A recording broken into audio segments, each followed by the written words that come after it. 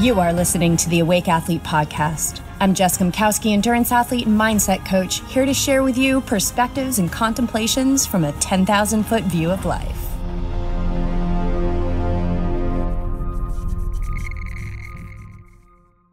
Welcome back, you guys, to the podcast. One thing that I do every time before I begin recording, every time before I begin an introduction for the Yogi Triathlete podcast, especially in the presence of our guest, which is how I do the intros now, I always take a breath. When we take that breath, it pops us right into the present moment. I was just writing about this today, this now moment that we always have the opportunity to be aware of. And really, you guys, it's the only time that we're living is now. And all of our plans for the future, when they come, they only happen right now. They can only happen right now. Everything that happened in the past, it doesn't exist anymore unless we choose to carry it. But the more we carry, the less we're available for the now. The more we're in the future of what's next, the limitation we put on our capacity to be our best. And that's mastery, and it's moment to moment. So it's instant forgiveness when we quote unquote screw up. It is ease and grace when we are feeling overwhelmed by what's next or our to-do list. Because those things, the overwhelm or the regret or the screw ups, they're there for a reason. We have to have the contrast. We have to have the contrast. So there's another piece of contrast that we have to have on this road to mastery. And it comes in the form of two things: the intuitive voice and then the voice of the mind stuff. And the ability to discern between the two is everything to conservation of vital life force energy.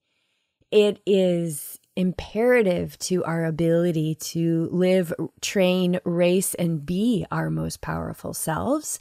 And, perhaps when I say that, like your most powerful self, if that sounds exhausting to you, I would get curious about that. Because the power that I'm talking about, it's like a steady stream of energy, the energy that creates worlds. There's nothing about it that is exhaustive. It is calm. It is grounded, it is aware, it is expansive, it is intelligent, it is pure, it is knowledge, it is wisdom, it is love, peace, and light. So the intuitive voice, and the reason why I'm bringing you this episode today is because if I had a dime for every time somebody asked me, well, how do you know if you should sign up for this race or this race? How do you know if I should get the small or the medium? How do I know if it's training fatigue or if I really need sleep? How do I know? And they're totally normal, amazing questions. But there's a couple of things here. Those questions are there for you to get curious about. Those questions are there for you to journal about, to get quiet about, to go for a walk and just contemplate. I'm not talking about like analysis paralysis. I'm talking about feeling into what it is that's underneath that question. Because if we're just asking somebody, this is why I say, let's get rid of this word expert. My God, expert.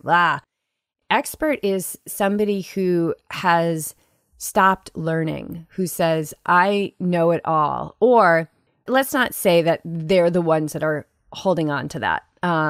Although I will tell you, personal experience, I used to be like, I'm going to be an expert, damn it, right? Because I wanted to be the one. And I wanted to know everything, because if I didn't know everything, that meant I was stupid and unworthy. And really, it was the belief that I was unworthy that needed to be looked at. It had nothing to do with this attainment of a label known as expert. But let's take somebody who calls themselves an expert and let's look at the weight that we put on that person. Like, oh my gosh, they know all the answers. They know all the answers. Well, I'm the first one to tell you, you guys, the answers that I have are because I go in. The information that streams through me is because I am open to a channel. I identify myself as a spiritual being having a human experience. So where I play is way more in the unseen than it is in the seen. And if you like some of these things, if they're helping you, this is awesome. But understand that all this information is yours too. It's there for you. It's not mine. There's nothing that I'm doing other than relaxing, getting quiet and opening and getting curious about the things where I'm like, oh my God, I just want an answer for this. I want to know how. I want to know what the black and the white is behind this. And honestly, like what it is, it's attuning to the intuitive voice. So you want more intuition, which is really what you're asking for. How do I intuitively know that this is the race to sign up for? How do I intuitively know that I'm ready for a 100-mile race? How do I intuitively know that this is the person for me in my life? How do I know this? And that's really what you're asking is like, gosh, how can I tap into the all-knowing part of me that knows that this is the path for me? And it's attuning yourself to the subtle energy of that intuitive voice. So the mind stuff, the ego uses the mind as its organ to work through. The ego is our I self, our individualized expression, right? Here's the role I play, and you're damn straight I'm going to play that role as best I possibly can. But my freedom is in that I know that this role is not who I am. It's just the role I play. And when I'm done playing this role, the body's going to drop and I'm going to go on to whatever the next role is that I'm here to play or there to play, whatever it may be, wherever I go. I mean, who knows, right? It's the great mystery. But the more you get in touch with that intuitive voice, the more you get in touch with that energy of the great mystery and the energy of the unknown. And oh my God, there's so much safety and protection and beauty and love and power there. I just wouldn't trade it for the world. Now, I have always had a strong intuitive voice. I just felt it from a very young age, okay? But that doesn't make me any different from you. It's just that in other lifetimes, I've practiced this and practiced this. So we look at somebody like Michael Jordan, we say, oh, he's so talented. But if you know anything about Michael Jordan, you know he's the first one on the court and the last one to leave, right? It's like practice, practice, practice, practice, practice. And he didn't come into this world as a blank slate. He carried everything that we call natural talent. He carried all of that into this world and then fully expressed it in the way that he needed to express it in this life. So that's what I'm doing too. But I always want more. I want to like 100% all the time, intuitive voice, like mind stuff aside, because the mind stuff is delay. It's analysis paralysis. It's the introduction of doubt. It nullifies our first response. And that first response is typically our intuitive self, right? But then we start to overthink it and go, well, it's too expensive. Well, it's too far away. Well, my husband doesn't want me to travel. Well, it's this. When really all of that is mind stuff. And doubt is what takes us off the path of the intuitive voice. Because the thing about the intuitive voice is it doesn't care what your bank account says.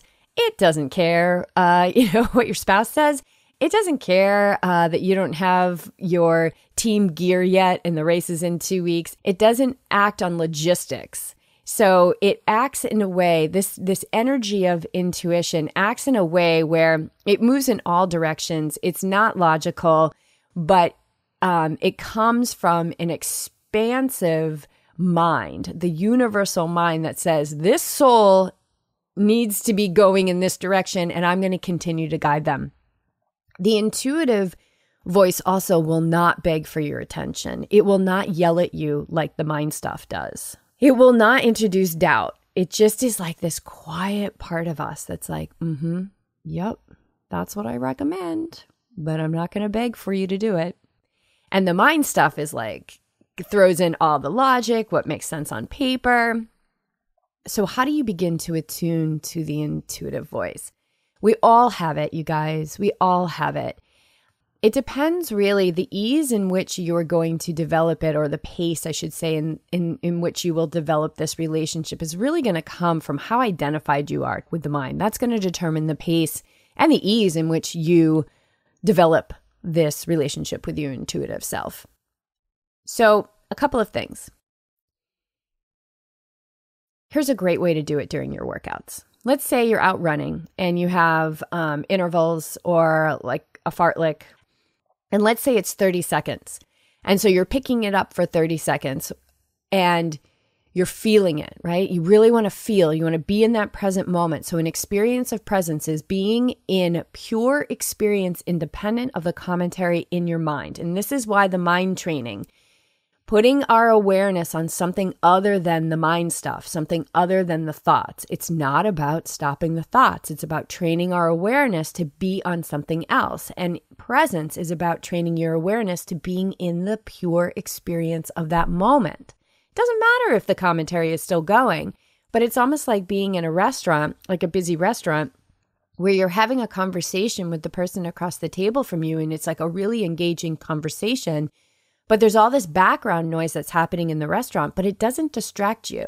So that's kind of what I'm talking about here. So you're out there, you're doing your run, you're in the interval, and you've got your watch on your wrist, and I want you to feel what is 30 seconds? What is 30 seconds? And watch, like the mind will start to go, oh, it's 30 now. No, that's too soon. It's 30. No, oh, I probably have missed it, right? Like why? All that mind stuff is going to be there.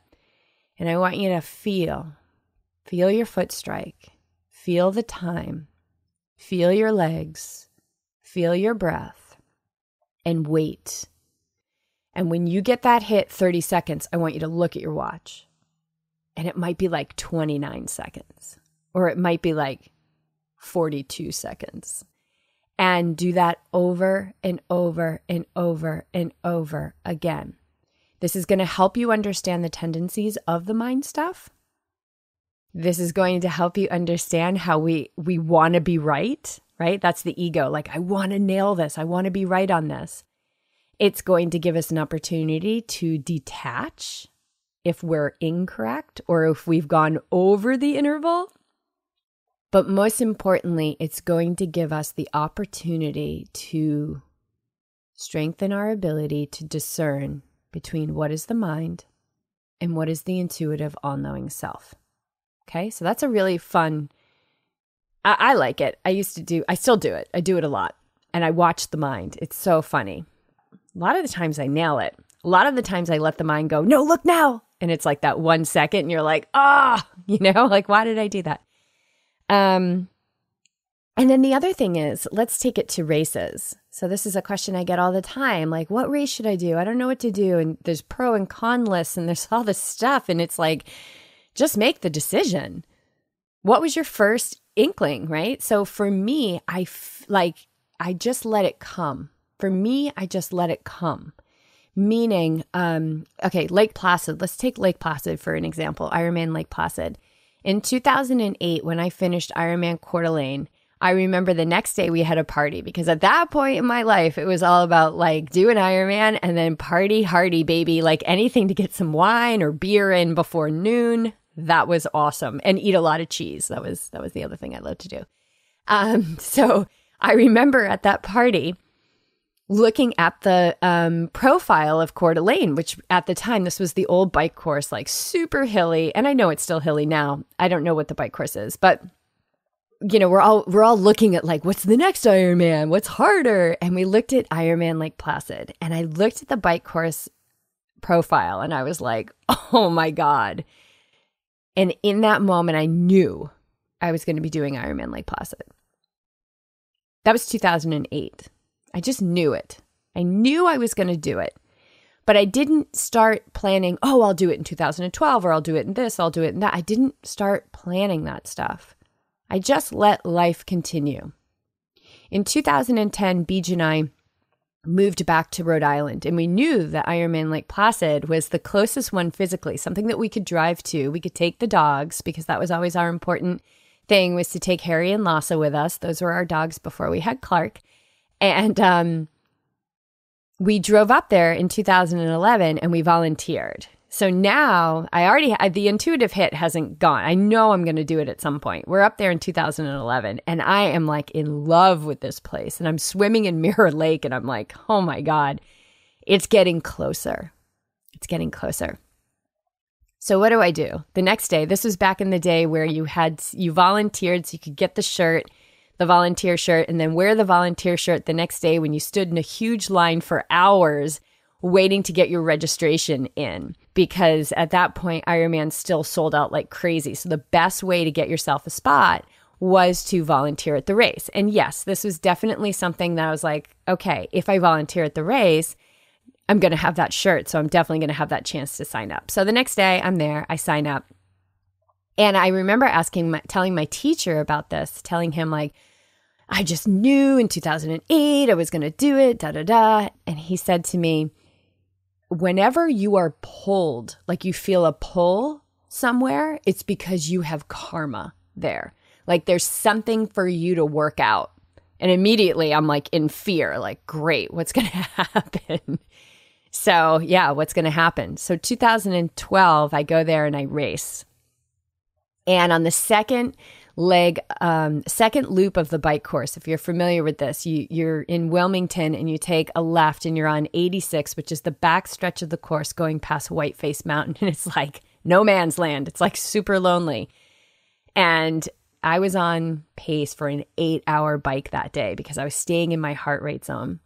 And I remember riding on that part of it and looking off to the side of the road and seeing the water and the rocks and thinking to myself, well, I can't give up.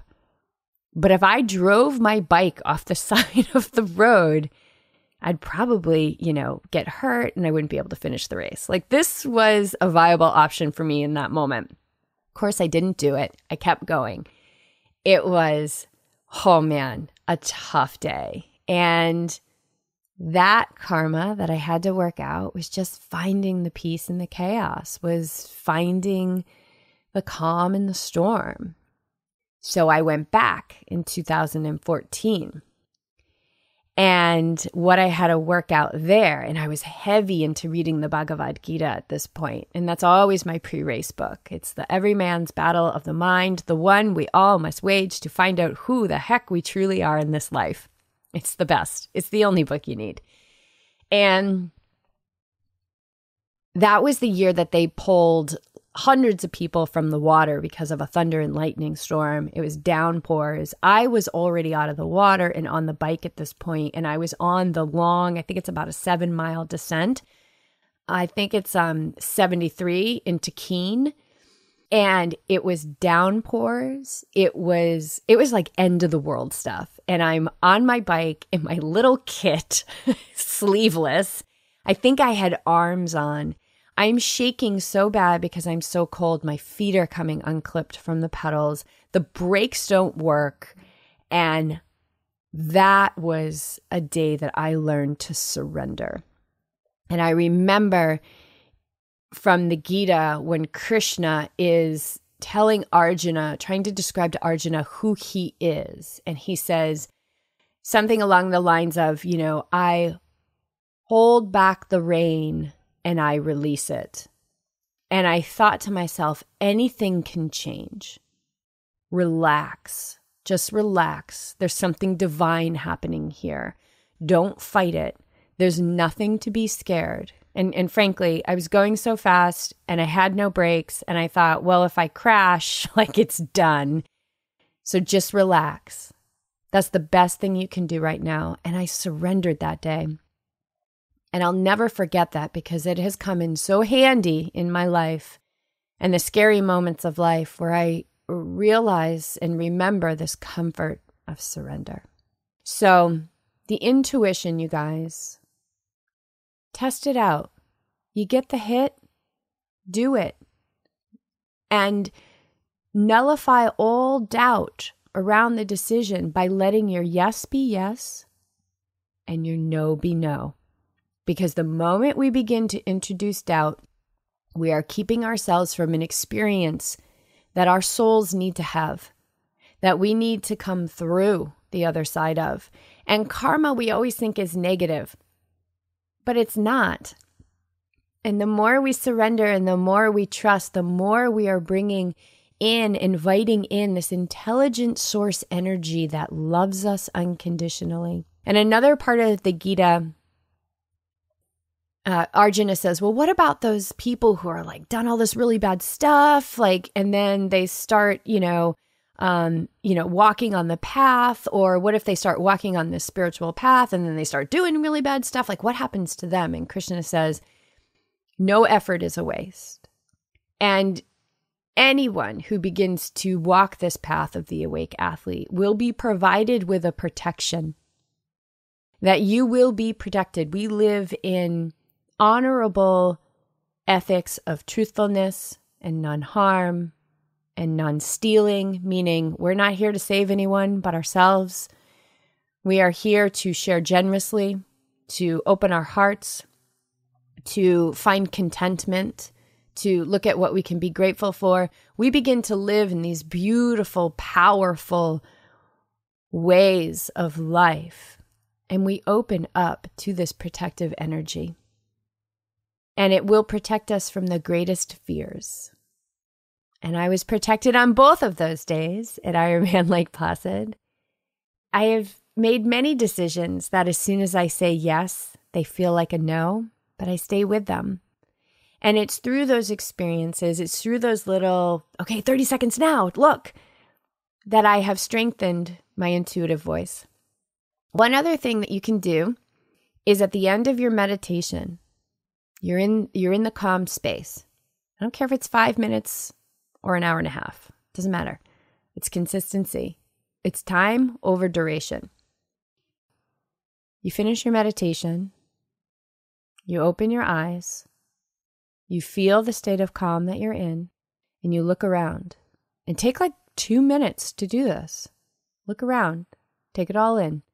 And what happens there is that you begin to merge in your meditative self with your physical surroundings, the physical world, the density of what we call reality.